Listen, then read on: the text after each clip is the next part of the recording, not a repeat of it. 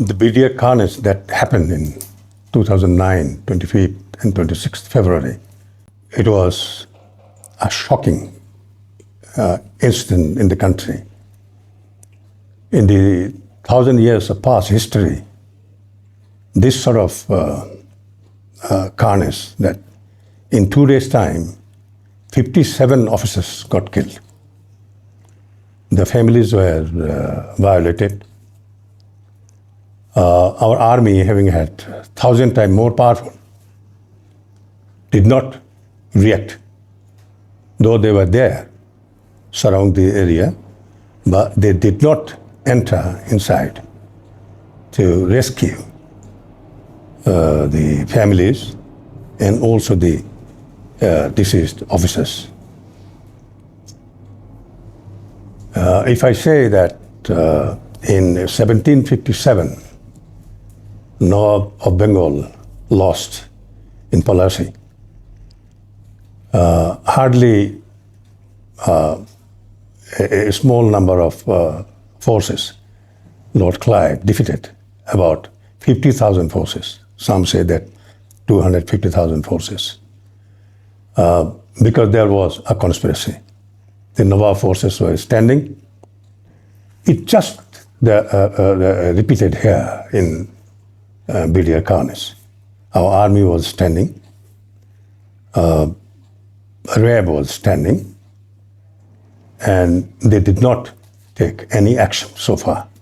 But as per the army law, Army Manual of Military Law, 1952, Section 31 is absolutely clear that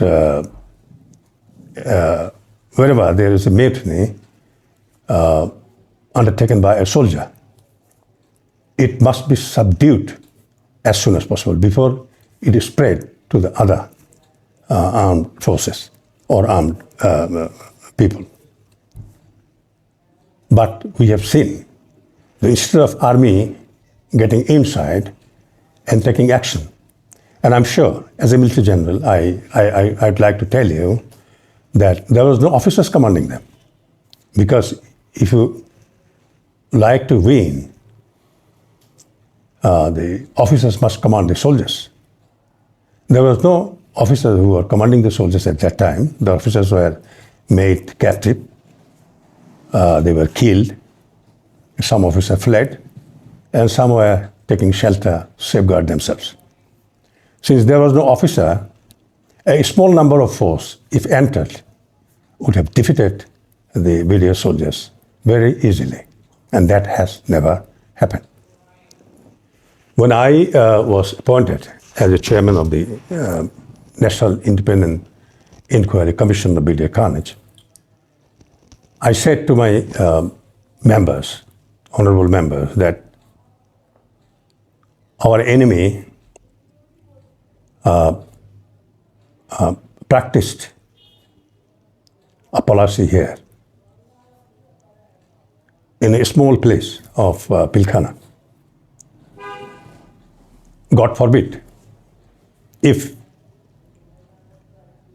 it is not taken care of, or the perpetrators, if not punished, I'm afraid the whole country someday will become Palasi. Our soldiers would be standing, our enemy would come and capture our country. And our independence or sovereignty would be lost, as in 1957 the Nawab of Bengal lost to the Lord Clive. So my request would be to the government, and we made the inquiry unclass. We did not give any sort of classification. And under my signature, a letter has gone to the Minister of Home Affairs that it must be made public as soon as possible. Not only that, we asked for the security, because in this inquiry we found out the inside and outside conspirators were involved. So we asked the Home Ministry that we must be given security for a year, a gunman, a driver, and a car. but it was overlooked. We were not given security. So my whole team, we are a little bit of apprehensive about our personal security and the security of the family members. People say that it is a pep talks that Dal Bhat Karmashuchi was one of the factor. The soldiers were very disturbed about. They did not get the money they asked for. Kintu etake genuine cause amra boli na. We don't say that this is the cause, because who is the man who is the DG? The DG BDR at that time is the man to fulfill their demand, fulfill their grievances, isn't it? But we have seen he was the first man to be killed with his few companions. Now, a soldier demanding his money, to enjoy that money, he should survive. But by killing the DG and also the other officers, he put his life into danger. So this cannot be a cause of killing the officers. Yes, there was dissatisfaction among the soldiers, but this is not the cause, and this cannot be the cause, since the man who was the Director General of BDR at that time, he would fulfill their demands. By killing him or the other officers, how could they say that we killed DGBDR because of we have the grievance and we did not receive our money? These grievances were exploited. This was magnified in front of the soldiers, and they were used to spread this all over the country, and also the other soldiers that we are denied our remunerations, we are denied our facilities, and we are denied our leave and other things, fomenting the sentiment of the soldiers to react against the officers. But if you consider logically, if the DG, who is the right man to fulfill all the demand of the soldiers, they kill him. And also by killing the DGBDR and all other officers, they put their neck into the gallows. So how this could be a genuine cause of killing the officers? It cannot. It was a military problem to be solved militarily. The army was deployed, 46th Brigade, and the RAB was there. Now the RAB had 300 people at that time, and it was in the behind the gate number 5, which is only 30 to 40 meters from the Darbar Hall where the officers were there, and the officers were killed. If they would have fired from outside, not entering inside the BDR area, the officers would have been rescued. RAB reached gate number 5 at around 10:30, and the 46th Brigade reached there about 11 o'clock in the morning. BDR commanding officer, Lieutenant Colonel Jaman, he's saying that I was denied and I was stopped by the then ADG, now Major General Reza. He said that no firing, no entering inside. But as per the mandate of the RAB, there was no compulsion on them to seek permission of any officers to enter and act accordingly. It is as per their duty charter that whenever there is a sort of thing, violation, they will enter and take actions. But they did not. They did not. So that speaks there was conspiracy. And another thing is that when General Moin went to India and met Pranab Mukherjee, the President of India, he explicitly written in the Coalition Days book that he was requesting General Moin, him, to convince Sheikh Hasina to keep him in service should Hasina come in power. This is one, and their forces were deployed around Bangladesh on the northern side. It is a written document is there. And then Mr. Paliwal, Avinash Paliwal, in his book, it said that the Indian soldiers were deployed. And General Moin also said, should I lay my hand on Pilkhana, Carnage, subdue the rebellion, Indian forces would have entered Bangladesh, and like 71, they would not have gone back.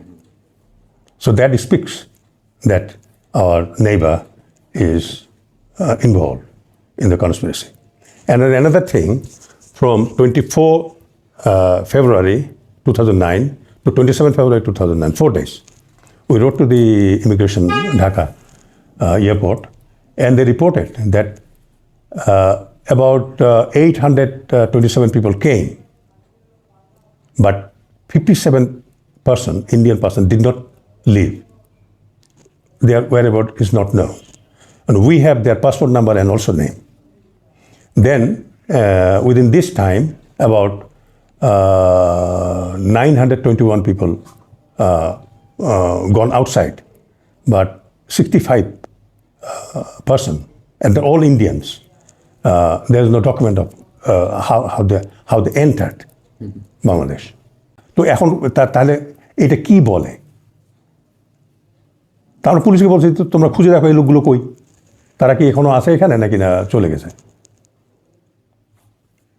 তাহলে ওই যে বলে যে বাইরের লোক ছিল এখানে, তো তাদের এটা তো প্রমাণ করে, কেন ওই সময়টাতে 4 দিনে আমরা খুব বেশি লম্বা সময়ের জন্য আমরা চাইনি, আমরা চেয়েছিলাম যে একবারে 24 তারিখ আর 27 তারিখ, কেন 25, 26 2 দিন হয়েছে, তো 27 তারিখে লেফট, আর যদি আসতেই হয় তাহলে 24 তারিখে আসবে, বেশি দিন আগে তো আসবে না।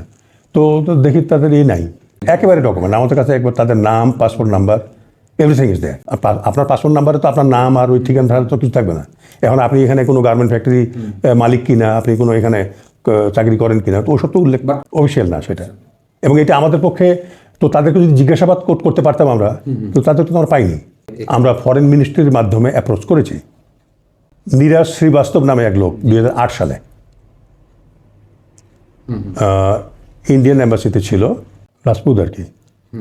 তো এই ভদ্রলোক মানে কাউন্সিলর র্যাঙ্কের, তা আমাদের একজন সাক্ষী বলছে যে সে ওখানে ওই যে ভিসার জন্য গেছিল, তো সে বলতেছে যে তোমরা পদুয়াতে আমাদের লোককে মেরে ফেলেছো, এই করেছো ওই করেছো, যেটা আমার সময় হয়েছিল আর কি পদুয়া-রৌমারিতে। It will not go unpunished, will take revenge, he said categorically.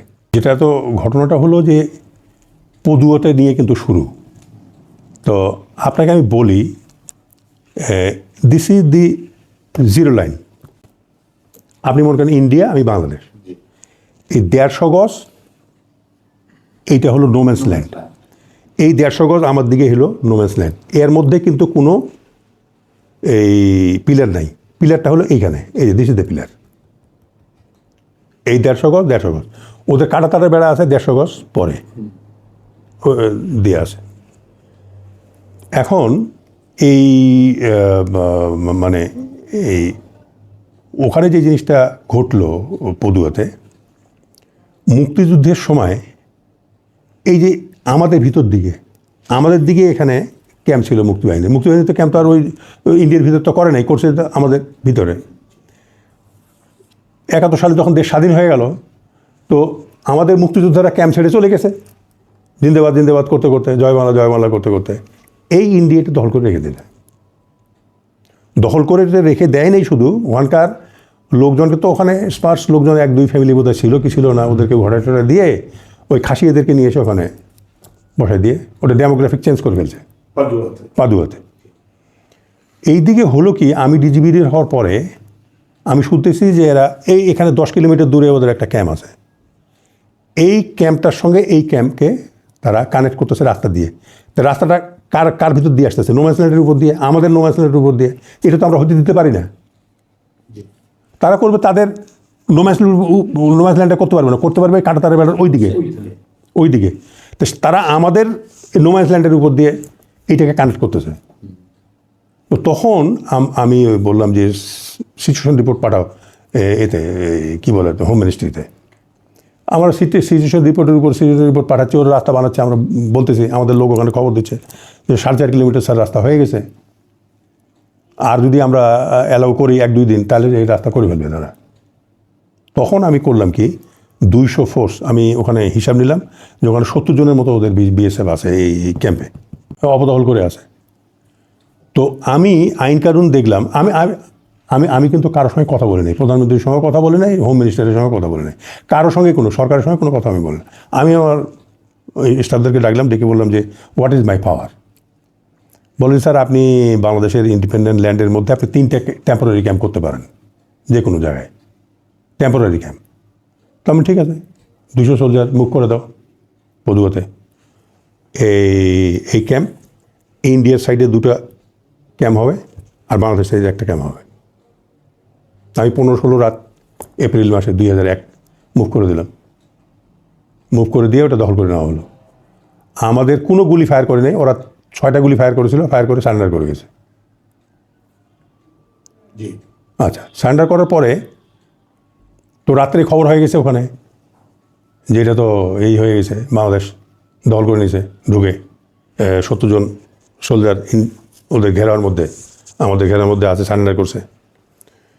তো সকালবেলা ওই আপনার আসছে আর কি, মানে ওদের কমান্ডার, মানে বড় বড় অফিসাররা। তা আমি ওখানে বললাম যে এখানে বাঁশ লাগাই দাও ওই জায়গায়, মানে এখান থেকে দূরে একটু 100 গজ দূরে বাঁশ লাগাই দাও।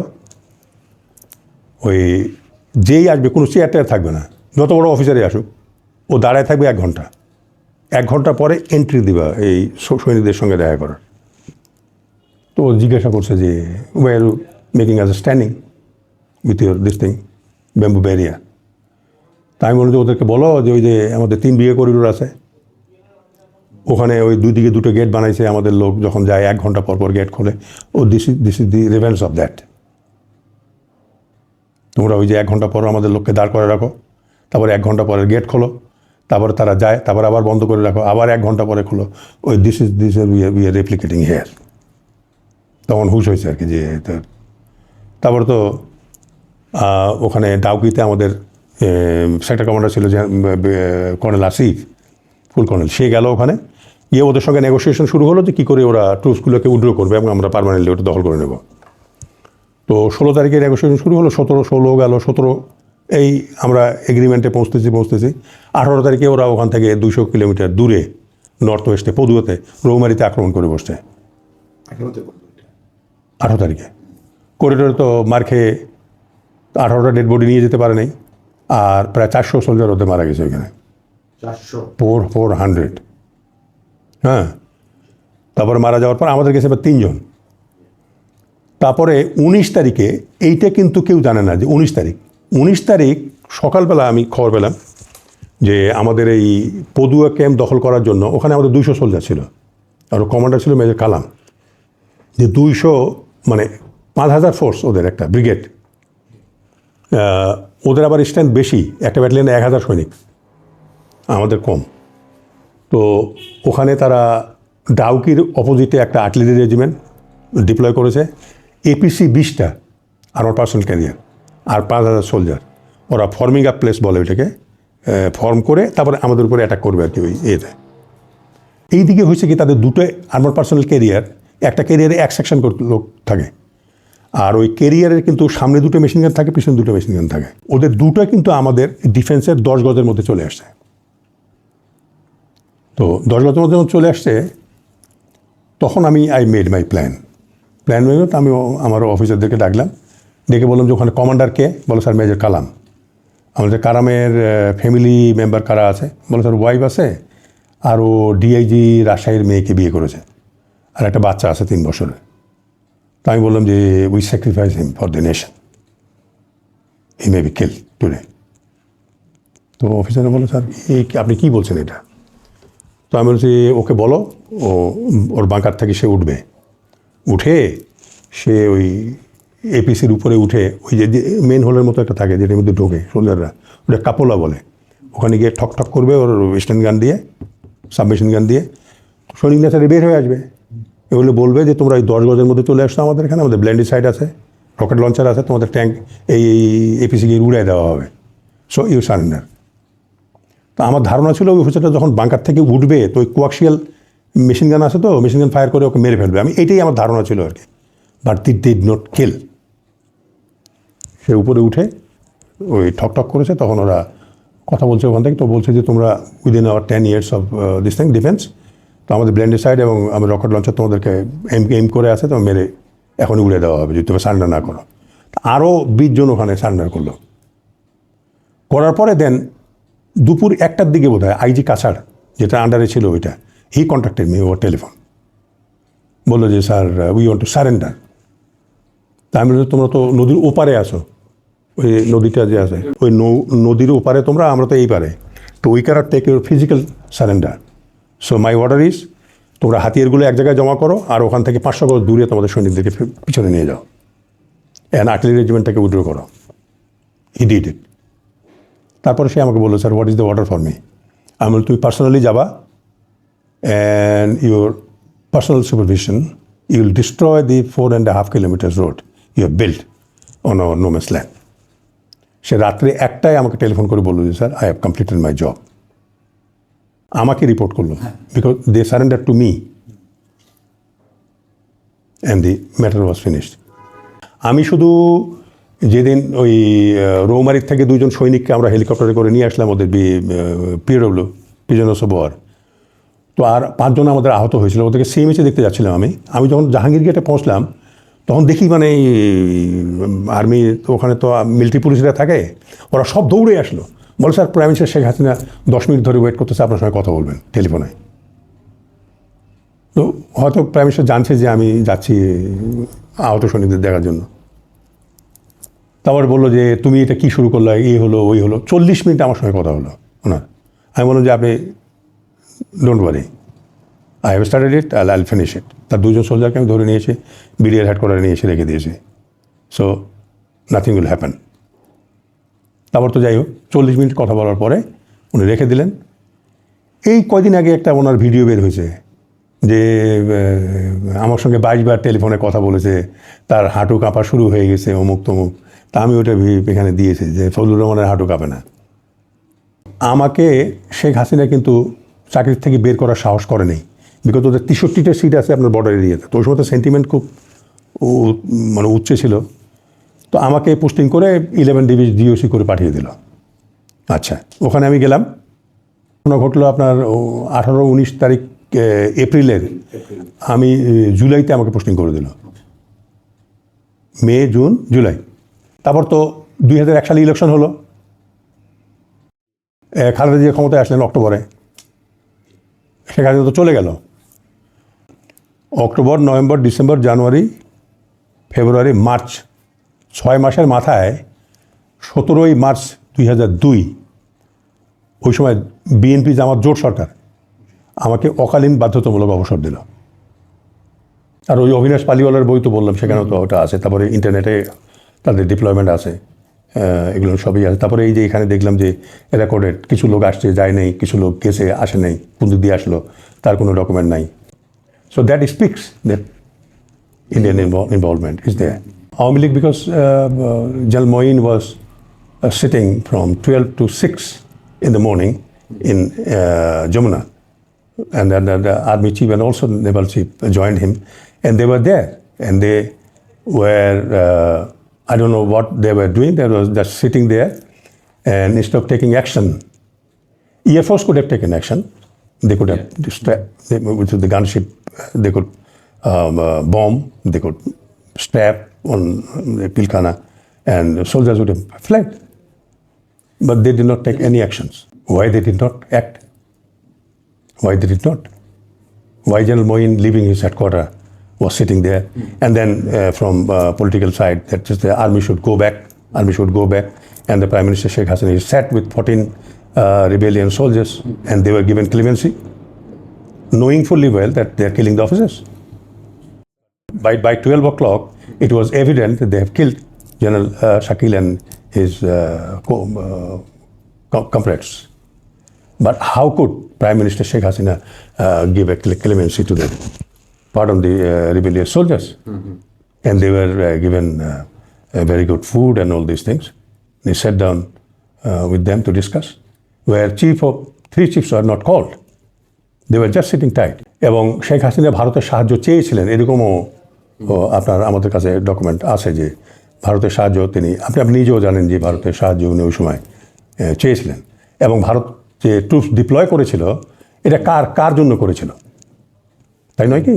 যে উত্তর জোরহাট এরিয়াতে, ত্রিপুরা, আসামে জোরহাট, ওই এরিয়াতে তারা প্যারাট্রুপার্স এবং অন্য ফোর্স, তারা যে 3 কোর আছে এখানে কলকাতায়, এখান থেকে তারা সেগুলোকে ডিপ্লয় করে। এবং জেনারেল মঈনও বলছে যে আমি যদি পিলখানায় হস্তক্ষেপ করতাম তাহলে ইন্ডিয়ান ফোর্স বাংলাদেশে আসতো এবং তারা ফিরে যেত না 72-এর মতো, মানে যেমন ফিরে গেছিলো ওইরকম ফিরে যেত না।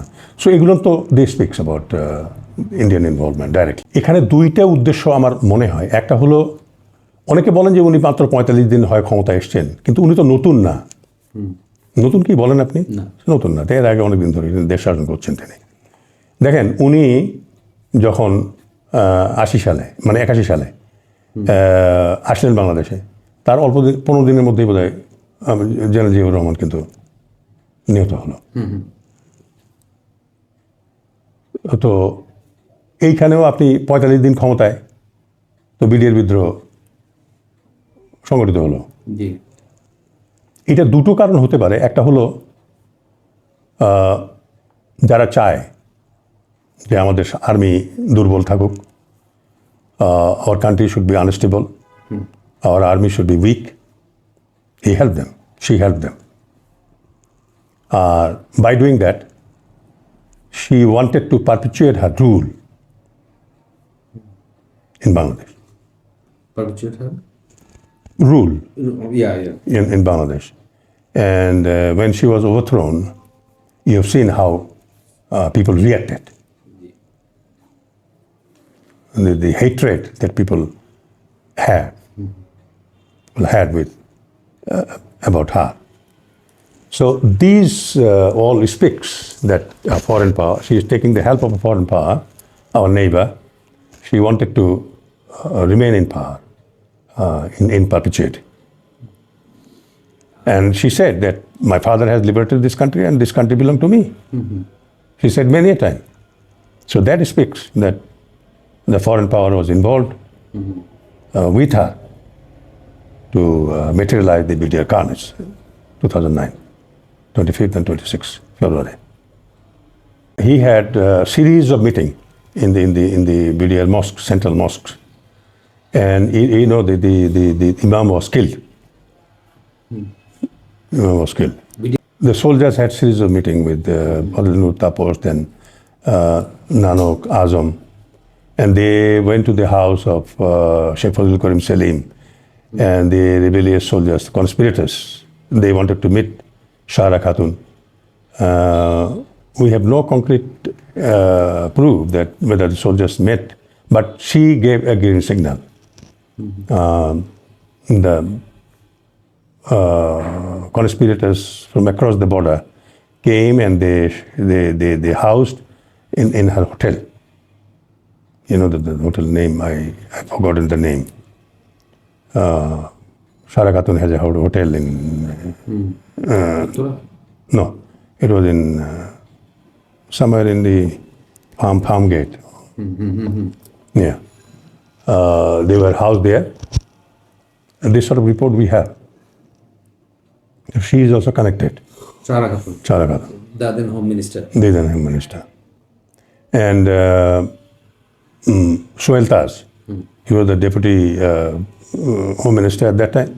He was in USA, and he was celebrating the birthday party of his daughter when this carnage is taking place.